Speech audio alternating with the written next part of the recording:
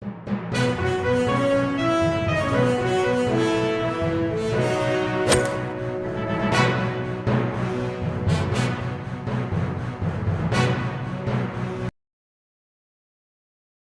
الله الرحمن الرحيم.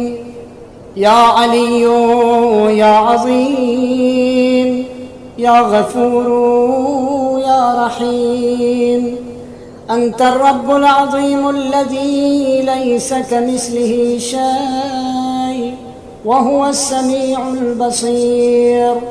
وهذا شهر عظمته وكرمته وشرفته وفضلته على الشهور، وهو الشهر الذي فرضت صيامه علي، وهو شهر رمضان الذي أنزلت فيه القرآن هدى للناس وبينات من الهدى والفرقان، وجعلت فيه ليلة القدر وجعلتها خيرا من 1000 شهر.